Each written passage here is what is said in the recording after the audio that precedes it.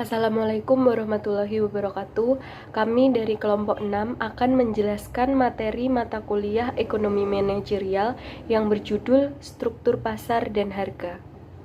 Dengan anggota kelompok yaitu Ulfa Trinovitasari, Ahmad Farhan Firmansyah, dan Aisyah Prita Maulidia. Faktor penentu harga pasar, yaitu cara menentukan struktur pasar. Cara menentukan struktur pasar. Untuk dapat menentukan struktur pasar yang paling sesuai, maka perlu mempertimbangkan beberapa variabel. Di antaranya jumlah pembeli dan penjual, jenis produk, homogen dan terdiferensiasi, tingkat substitusi produk, hambatan untuk masuk dan keluar pasar, dan harga dan biaya.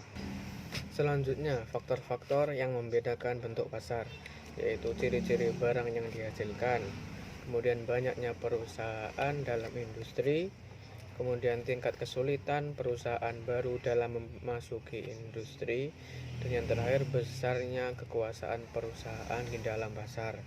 Selanjutnya, pasar persaingan sempurna. Satu, persaingan sempurna, yaitu banyak pembeli dan banyak penjual.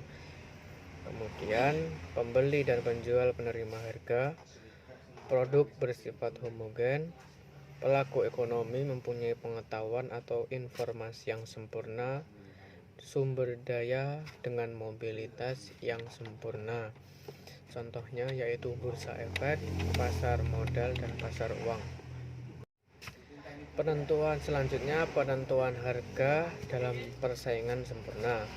Yang pertama, harga produk ditentukan pada perpotongan antara kurva permintaan dan kurva penawaran pasar produk tersebut. Kemudian perusahaan merupakan price takers karena harga ditentukan pasar dan tidak memiliki kekuatan mempengaruhi. Dan yang terakhir yaitu kurva permintaannya berbentuk horizontal dan memiliki elastisitas yang tak terhingga.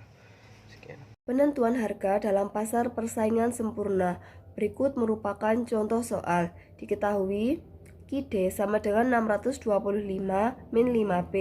Sedangkan QS diketahui 175 plus 5P.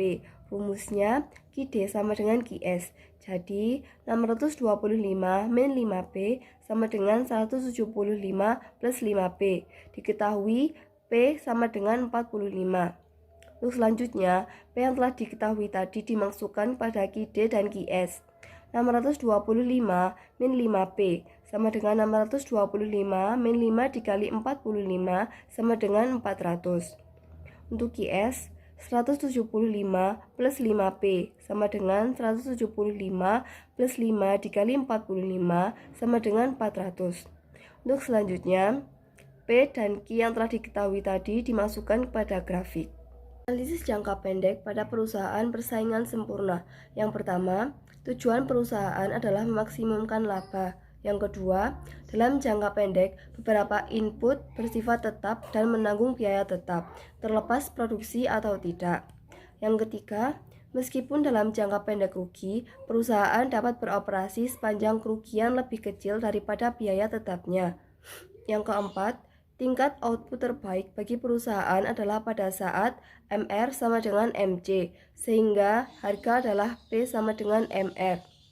Diketahui MR sama dengan marginal revenue dan MC merupakan marginal cost. Analisis jangka pendek perusahaan persaingan sempurna.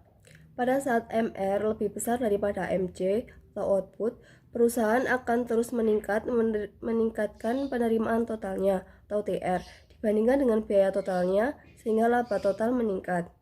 Pada saat MR lebih kecil daripada MC, akan lebih menguntungkan apabila perusahaan mengurangi outputnya, karena perusahaan bisa menekan biaya total. Pada saat MR sama dengan MC, merupakan tingkat output yang terbaik, karena memaksimumkan laba total. Jadi, P sama dengan MR sama dengan MC. Berikut merupakan grafik keseimbangan jangka pendek pada pasar persaingan sempurna.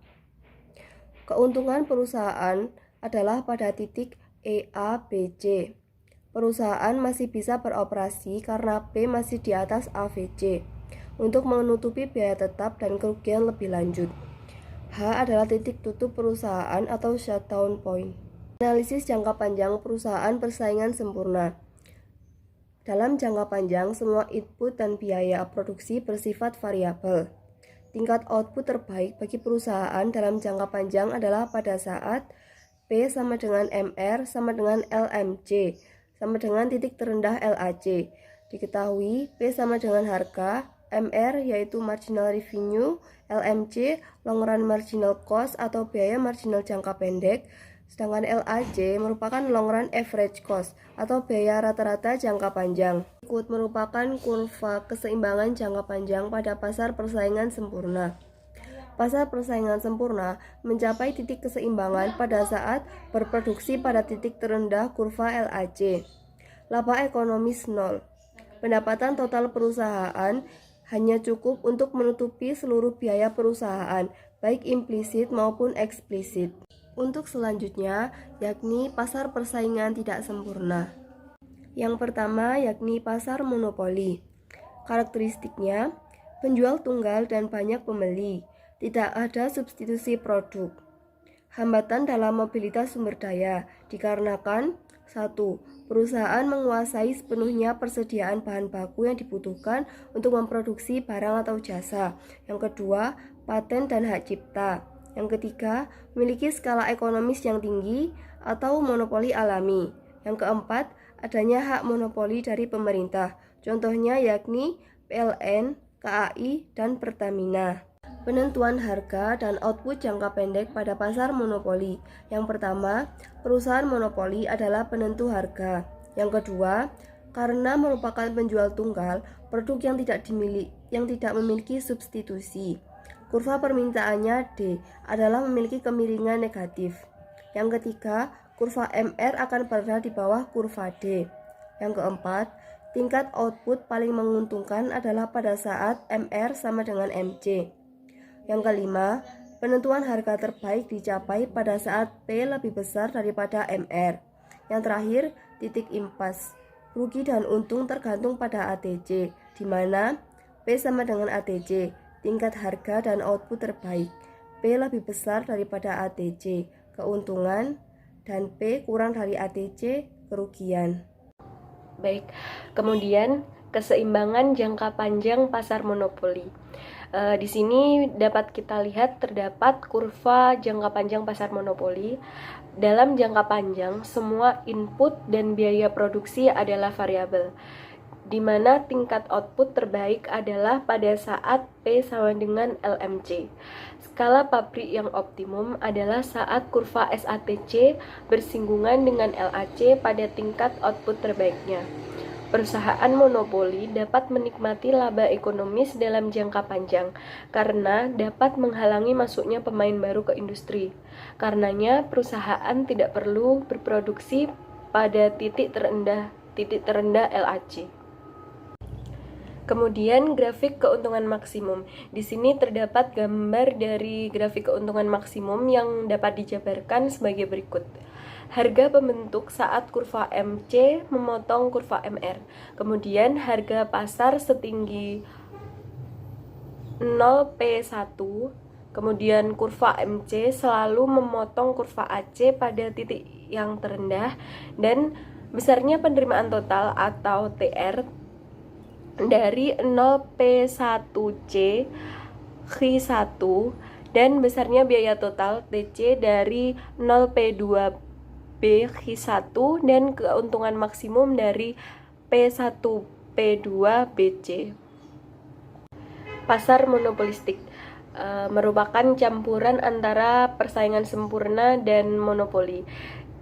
Kalau dari unsur persaingan sempurna itu berasal dari banyak penjual dan banyak pembeli, sedangkan dari unsur monopoli itu dari produk terdiferensiasi. Sumber daya dengan mobilitas sempurna bisa menentukan karakteristik produk dan beban penjualannya sendiri. Contohnya yaitu iklan. Dan kemudian mampu menentukan harga dan kuantitas produknya sendiri. Contoh dari pasar monopolistik ini yaitu fast food outlet, pakaian, industri retail, toko sepatu, dan sebagainya. Penentuan harga dan output jangka pendek pasar monopolistik. Di sini terdapat perusahaan monopolistik menghasilkan produk yang terdiferensiasi sehingga kurva permintaannya itu negatif. Karena banyaknya produk yang substitusi dekat, kurva permintaannya itu sangat elastis terhadap perubahan harga. Kemudian output terbaik itu pada saat MR sama dengan MC. Jika pada saat MR lebih dari MC, maka laba diperbesar dengan meningkatkan output. Sedangkan pada saat MR kurang dari MC, maka laba total ditambahkan dengan pengurangan output. Jika pada output terbaiknya itu dapat dijelaskan dengan jika price lebih dari ATC, maka perusahaan tersebut untung. Sedangkan jika price sama dengan ATC, maka perusahaan tersebut impas. Sedangkan jika P kurang dari ATC, maka perusahaan merugi dan beroperasi sepanjang P atau price lebih dari AVC.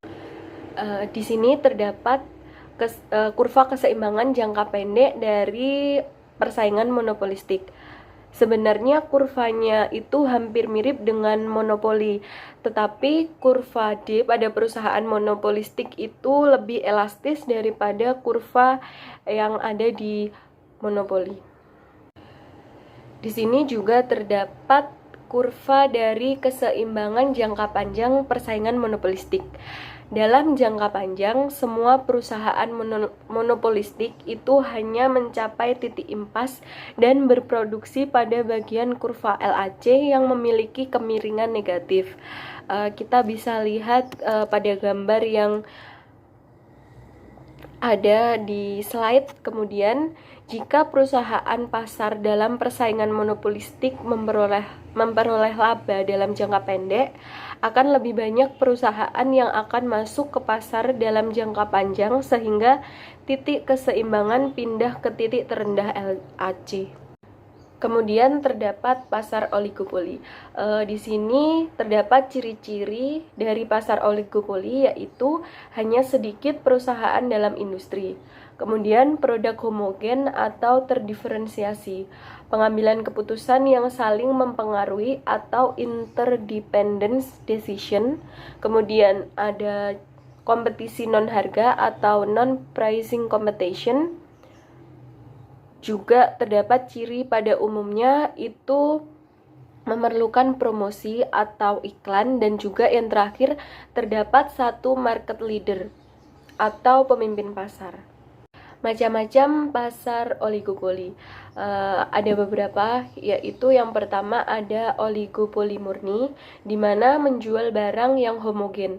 Biasanya banyak dijumpai dalam industri yang menghasilkan bahan mentah. Contohnya ada pasar semen dan produsen bensin.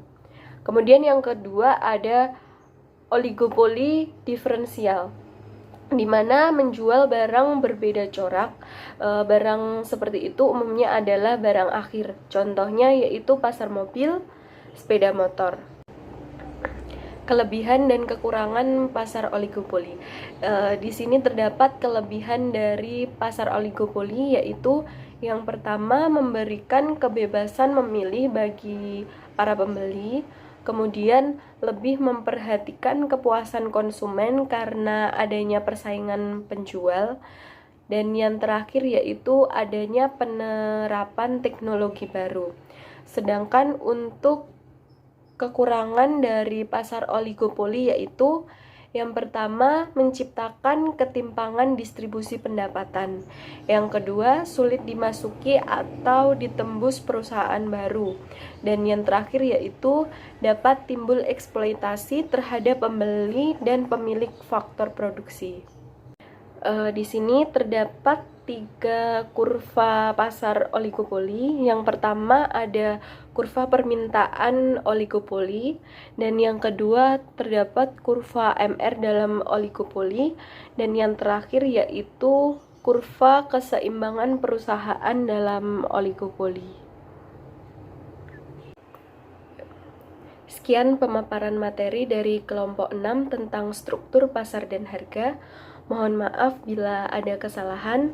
Terima kasih atas perhatiannya dan wassalamualaikum warahmatullahi wabarakatuh.